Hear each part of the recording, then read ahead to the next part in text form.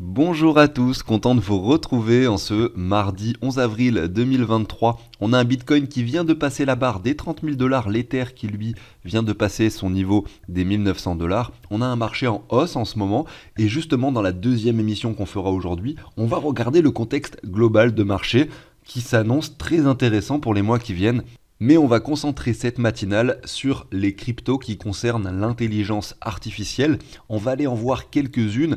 Peut-être entre 5 et 10, on va aller voir leur graphique par rapport au dollar, par rapport au Bitcoin, et on va essayer de faire un classement pour savoir lesquelles sont intéressantes, en tout cas graphiquement parlant, pour un investissement maintenant en avril 2023. Donc il y a certaines d'entre elles qui ont pas mal performé, notamment ce début d'année, qui ont un petit peu retracé par la suite, et justement ces analyses, je pense, seront très intéressantes. Donc ça s'ajoute finalement, parce que chaque fois sur les matinales, je sélectionne un thème. On a déjà fait les crypto layer 1, on a fait les play to earn, on a fait les privacy coins, les storage coins, pardon, donc tout ce qui est cloud décentralisé. Donc en fait, on passe plusieurs thèmes, à chaque fois on va revenir sur ces thèmes pour finalement faire le suivi de ces cryptos au quotidien. Chaque semaine, chaque 2 semaines, on les repassera pour voir un petit peu où ça en est. Si c'est pas déjà fait, pensez à l'abonnement, au like, ça permettra de soutenir le travail. Je sais qu'il y a beaucoup de personnes qui regardent les émissions sans être abonnés, donc n'hésitez pas à le faire. Bien sûr, si le contenu vous plaît et que vous souhaitez être notifié des prochaines émissions. Allez, je vous passe l'introduction, à tout de suite.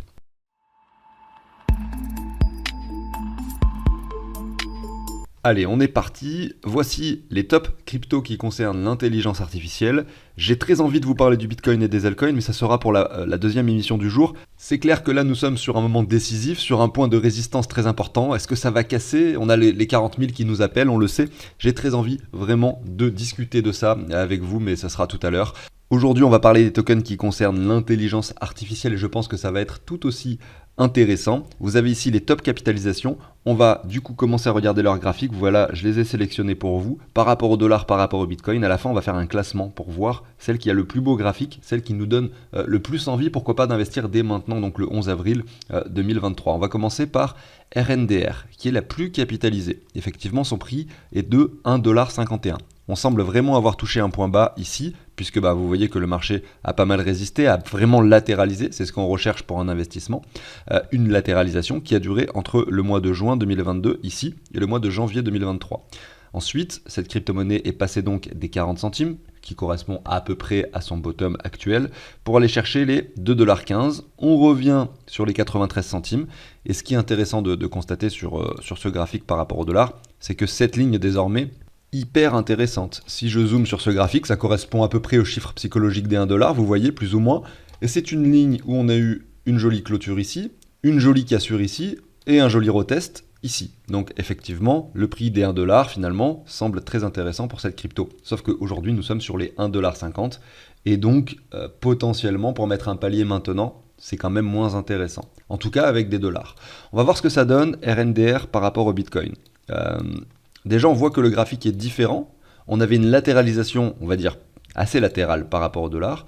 En revanche, par rapport au Bitcoin, on voit qu'elle est plus résiliente. C'est-à-dire qu'elle performe. Elle fait des plus bas de moins en moins bas, des plus hauts de plus en plus hauts. Elle a vraiment même confirmé un W ici, alors que ce n'était pas le cas par rapport au dollar, pour ensuite aller chercher un niveau très important. Sauf qu'elle a aussi plus chuté. Donc c'est clair et net que ce graphique par rapport au Bitcoin nous interpelle un peu plus. On a envie de penser que là, nous sommes sur un bon niveau. J'ai mis 2 fois le même Fibo. Parce qu'on est revenu, pourquoi pas, sur une zone intéressante qui correspond finalement à la zone de rechargement, entre les 456 et les 324 Satoshi. Désormais, on rebondit dessus. On aimerait bien vraiment acheter dans cette zone. On est un peu au-dessus aujourd'hui, mais voilà, on a eu quand même par rapport au sommet, donc par rapport au sommet ici, on est quand même à moins 45% du coup sur le graphique qui correspond donc à RNDR Bitcoin. Maintenant, vous voyez cette ligne de tendance basse. On peut venir la chercher de nouveau. On peut également avoir quelque chose qui part de façon exponentielle et donc on ne sait pas vraiment où est-ce que ça peut s'arrêter.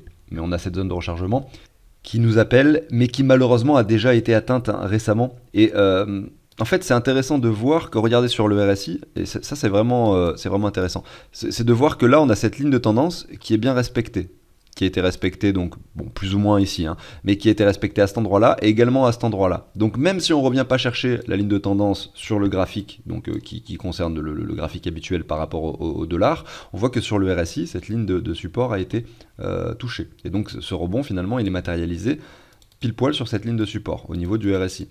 Donc maintenant, c'est difficile de savoir si là, on va faire un nouveau plus bas ou non. C'est difficile de le savoir. On peut très bien rebondir, aller chercher de nouveau cette zone de rechargement, ou bien sûr, aller chercher des nouveaux sommets. Donc, c'est très compliqué de savoir à quel moment investir. Et donc, c'est pour ça que sur la chaîne, et d'ailleurs c'est pareil pour toutes les cryptos, on ne sait jamais vraiment quand est-ce qu'il faut investir, donc on investit par palier.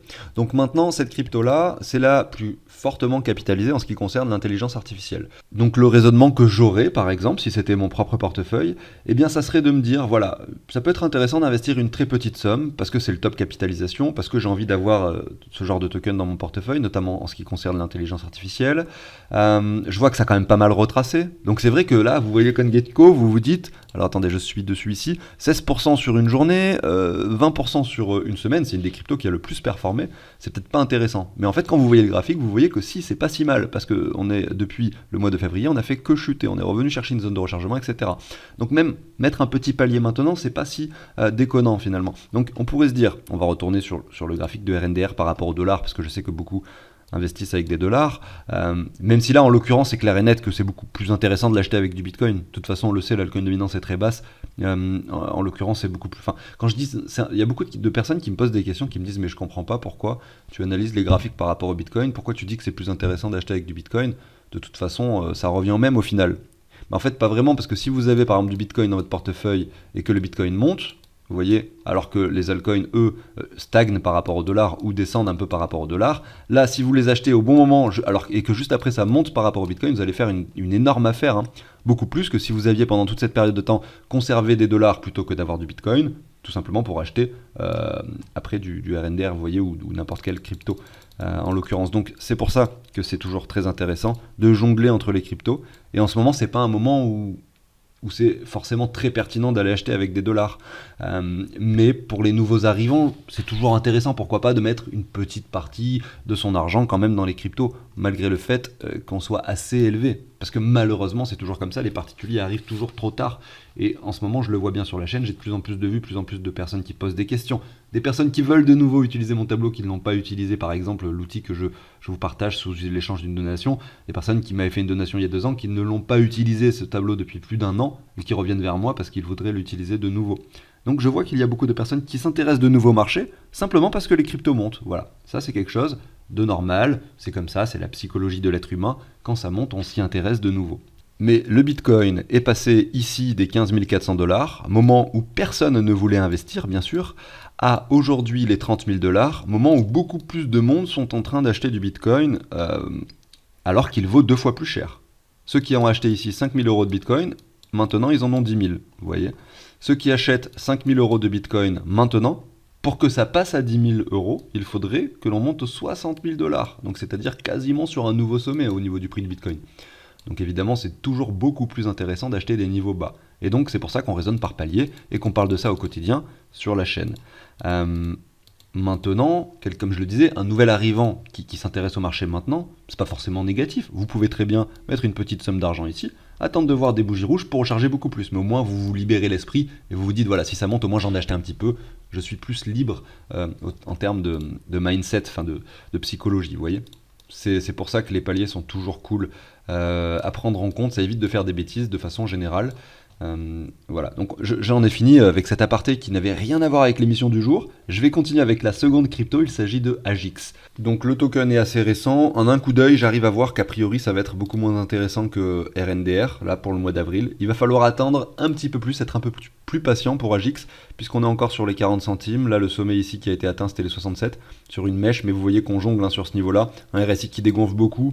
Ça sent mauvais, hein, ça sent vraiment très mauvais ce genre de choses. J'ai pas du tout envie d'investir quand je vois ça. Maintenant, on va quand même le regarder par rapport au Bitcoin et on voit que la chute est en train de s'enclencher. Donc c'est le début en fait, c'est le début de la fin comme on peut dire de façon générale. Et donc là, on voit la TH par rapport au Bitcoin. On voit la TH ici qui a été atteint le 6 février. On prend ces niveaux-là, on observe que la zone de rechargement se trouve un petit peu plus basse. Le premier palier, si jamais je voulais investir dans cette crypto, vraiment le premier niveau où vraiment je mettrais un premier billet, et probablement pas avec des sommes non plus extravagantes, ben ça serait celui-ci, cette zone-là, tout simplement. Donc, par rapport au prix actuel, entre moins 15% et moins 46%. Donc là, par rapport au Bitcoin. Voilà, je pense pas qu'on va bien la classer, celle-ci. On va enchaîner directement avec la suivante. Il s'agit de FET. FET. Donc ici, Quand on regarde FET par rapport au dollar, vous voyez la plupart des cryptos, donc du coup qui concernent l'intelligence artificielle, ont performé en même temps. Puisque c'est ça que l'on constate aussi quand on fait les catégories, c'est que les cryptos du même domaine, qui concernent le même domaine, finalement ont à peu près les mêmes cycles de hausse et de baisse. C'est ce qui est assez logique en soi. Ici, la crypto est passée des 7 centimes à peu près 59. Donc c'est très très grosse performance pour FET. Hein. Ici, puisqu'on a eu 700%, donc x8. Là, on retrace légèrement, mais ça semble encore beaucoup trop léger par rapport au dollar pour qu'on puisse considérer un achat sur FET. Puisqu'on a les 26 et les 17 centimes qui sont vraiment plus pertinents en termes de graphique ici. On va quand même regarder par rapport au Bitcoin. Là, ça commence éventuellement à être, pourquoi pas, intéressant, puisque voilà, on revient sur les 61,8. Mais aucun signe de reprise, et la probabilité que ça continue effectivement dans cette lancée est assez importante. Mais un premier palier maintenant, vraiment pour quelqu'un qui s'intéresserait à ce projet plus en profondeur et qui vraiment se dit voilà, je veux absolument du FET, là vous avez un premier niveau quand même assez cool, notamment si vous l'achetez avec du Bitcoin. Je continue avec Sure, donc là par rapport au dollar, ensuite par rapport au Bitcoin, je comprends pas trop pourquoi ils ont mis sur CoinGecko cette crypto dans la catégorie intelligence artificielle. Bon, après tout c'est pas grave, c'est un projet que j'ai vraiment présenté en détail récemment, donc ça permettra de l'analyser de toute façon de nouveau. J'ai fait une émission sur ce sujet, vraiment j'ai détaillé à quoi, enfin c'est une crypto qui concerne l'assurance, et franchement c'est hyper intéressant. N'hésitez pas à jeter un œil à cette émission, je vous la mets en haut à droite. Donc on va le regarder par rapport au dollar, qui est sur un prix, on voit cette crypto est sur un prix quand même beaucoup trop important pour imaginer un investissement maintenant. Mais du coup ça vaut le coup de s'y intéresser bien sûr pour plus tard, puisque on pourra peut-être voir des retracements qui nous permettront d'avoir des zones très intéressantes, notamment entre les 0,5 et les 0,3 centimes, on voit des niveaux intéressants. Maintenant par rapport au Bitcoin, voilà, beaucoup trop élevé encore, même si le retracement semble s'opérer depuis 2 semaines, il va falloir être un peu plus patient. C'est pour ça que ça va être bien de reparler de ces tokens dans 2, 3, 4 semaines, parce que peut-être que là on aura effectivement ce token qui atteindra justement cette zone beaucoup plus pertinente. Je continue avec Ocean. Ocean, grosse performance par rapport au dollar, mais aussi joli retracement. Finalement, le graphique ressemble un peu à celui de RNDR, la première crypto que nous avions passée. Si on le regarde par rapport au Bitcoin, on voit qu'il y a eu cette résilience depuis le mois de mai 2022, et que là, si on prend un Fibo qui récupère cette petite hausse récente, on est dans la zone de rechargement. Donc vraiment cool ce graphique de Ocean. Bien sûr, même si là, on n'a aucun signe de reprise sur le plus court terme, il va falloir être un peu patient, voir si on arrive à rester dans cette zone ou pas de rechargement par rapport au Bitcoin. Je continue avec la suivante, il s'agit de RLC. RLC, voilà, j'avais fait ce joli canal, on est toujours au-dessus du canal, donc par rapport au dollar, peut-être un peu trop tôt ou un peu trop tard. Trop tard, notamment parce qu'en novembre, on était sur le point bas. Trop tôt parce que peut-être qu'en fait, on reviendra aussi sur cette zone plus tard. Ça, on ne sait pas. Mais en tout cas, les niveaux actuels ne sont pas les plus intéressants quand on le regarde par rapport au dollar. Mais il montre, et ça, il faut quand même pas l'oublier, un fort signe de résilience, et ça, c'est hyper intéressant, puisque RLC, depuis le mois de juin 2022, par rapport au dollar, finalement, est en train de monter en fait, est en train de nous montrer quelque chose qui se retourne. Et ça c'est cool, ça c'est vraiment cool, parce que pendant cette période de temps, où là vous voyez finalement, excusez-moi, vous voyez ici RLC qui se reprend, pendant cette période de temps, le Bitcoin lui n'a pas du tout fait ce genre de choses, il a fait des nouveaux plus bas jusqu'en novembre, pour toucher les 15 000, avant de se reprendre seulement en début d'année. Donc cette crypto est très puissante, et on va le voir un peu aussi par rapport au Bitcoin, on voit qu'elle est très puissante, et ça se matérialise bien sûr, et c'est logique sur le graphique que l'on a ici par rapport au Bitcoin. Et là, en l'occurrence, on n'est plus très loin de la zone de rechargement. On est vraiment à pas grand-chose ici de se dire qu'on a un très très bon palier à se mettre sur RLC. Donc j'ai hâte de retourner d'ailleurs sur ce graphique de RLC dans quelques semaines, tout simplement pour voir si justement on la réintègre. Et d'ailleurs, si on dézoome, regardez RLC par rapport au Bitcoin, c'est très beau, on a vraiment un joli canal en expansion qui s'est dessiné et sur lequel nous sommes toujours. Et imaginez que l'on rejoigne le haut de ce canal en expansion, voilà, c'est pour rêver un peu, là, ici, on serait, bon, remarque, c'est pas une performance si extrême que ça, mais en gros, ça ferait x 5,5 par rapport au Bitcoin, pour RLC, simplement de rejoindre le haut du canal dans lequel il est actuellement sur le plus long terme. Je passe maintenant sur NMR, numéraire, ici par rapport au dollar, donc elle a touché un sommet le 10 mai 2021, donc bon, comme beaucoup de crypto finalement, pour aller chercher les 95 $. Aujourd'hui on est sur les 19, on a touché sur le bottom, donc c'était le 13 juin 2022, donc du coup cette crypto est résiliente par rapport au dollar, et elle a touché donc, je le répète pas parce que je l'ai pas dit, les 8 $, et aujourd'hui on est en train de se reprendre, et on a, pourquoi pas regarder un W qui se dessine ici, mais qui n'est pas confirmé. On a fait un double top dessus et on attend de voir si on ne peut pas casser cette zone par le haut, finalement pour intégrer cet espace de prix qui se trouve un peu plus haut. c'est vrai que là, on observe qu'on n'est pas revenu sur les prix précédents, mais qu'on n'y est vraiment pas loin. Et d'ailleurs, je pense qu'on peut se mettre une ligne qui récupère finalement le W précédent, ici en 2019. On voit qu'on revient dessus. Donc, je suis assez optimiste en fait. J'adore ce genre de graphique qui nous montre une crypto qui prend énormément de valeur, enfin qui a pris énormément de valeur, notamment lors du précédent cycle. En plus, je la connaissais pas à ce moment-là, cette crypto. Je la découvre maintenant parce que ça concerne l'intelligence artificielle et c'était pas le sujet principal du précédent bull run, donc je m'y étais pas intéressé. Et c'est effectivement ça, on revient sur des prix hyper intéressants. On vient chercher finalement la neckline, c'est-à-dire le point de cassure du W précédent qui a eu lieu il y a 2-3 ans. Et donc on est en train de s'appuyer dessus et pourquoi pas d'hésiter. Alors maintenant, est-ce qu'on va casser ça par le bas ou est-ce qu'on va le transformer en W, j'en sais rien. Mais on a quand même depuis le sommet perdu ici 80%. Donc un palier maintenant, c'est vraiment pas déconnant, j'allais dire. Et on va voir un peu son graphique quand même par rapport au Bitcoin. On voit qu'il n'est pas plus résilient par rapport au Bitcoin que par rapport au dollar. Il l'était finalement. Mais depuis que là, on a une altcoin dominance qui chute et un Bitcoin qui monte en solitaire, regardez, sur 24 heures par exemple, le Bitcoin a pris 6% alors que l'Ether n'a pris que 3%. En fait, la plupart des altcoins, sauf exception par exemple Solana, je suis content de voir ça d'ailleurs en l'occurrence, puisque j'en ai beaucoup, mais vous voyez que la plupart ont des performances moins importantes que le Bitcoin. Donc en ce moment, c'est plus intéressant d'avoir du Bitcoin que des altcoins de façon générale, sauf quelques exceptions.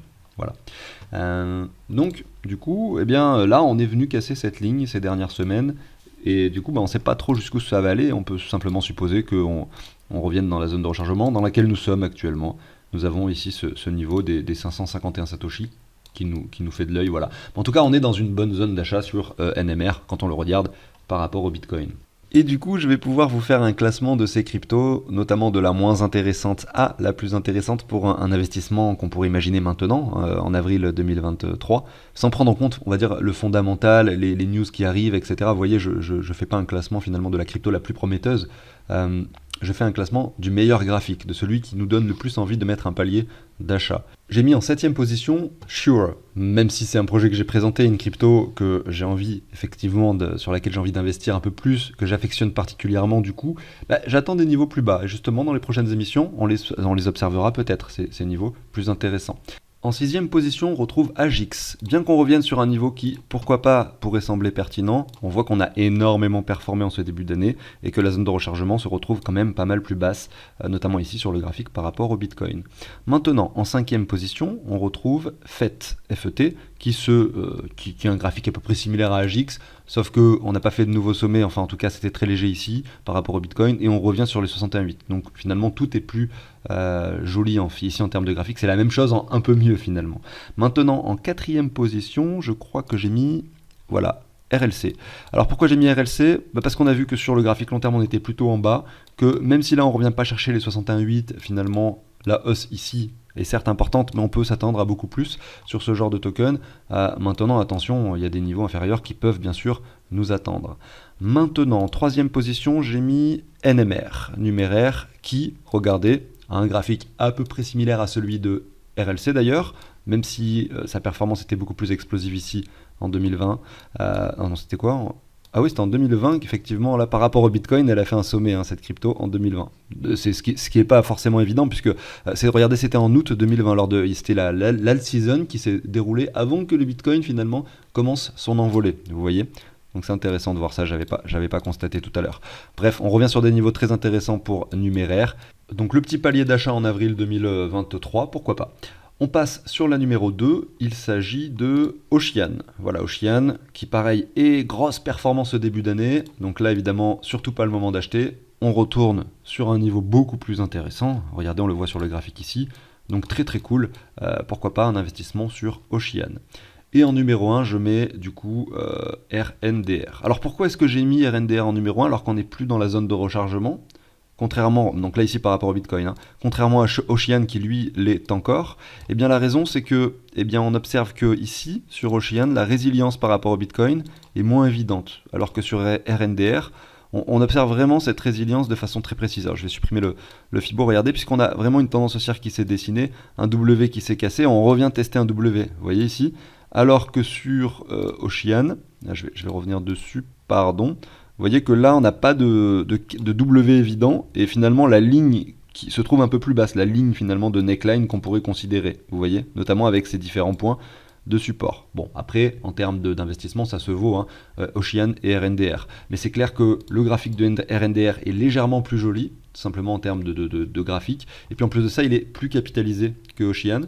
Donc ça me donne envie, pourquoi pas, d'aller mettre des sommes un peu plus importantes sur RNDR, tout simplement parce qu'il est plus capitalisé, il est moins volatile. Puis si j'ai envie de diversifier mon portefeuille avec des tokens intelligence artificielle, qui concernent l'intelligence artificielle, là en ce moment je le ferai avec RNDR malgré ces 16 et 20% de performance en daily et hebdomadaire qu'on a pu voir sur CoinGecko. J'arrive sur la fin de cette émission, j'espère que ça vous a plu, si c'est le cas bien sûr pensez à vous abonner, à liker l'émission, on se retrouve tout à l'heure pour la seconde émission, ciao tout le monde.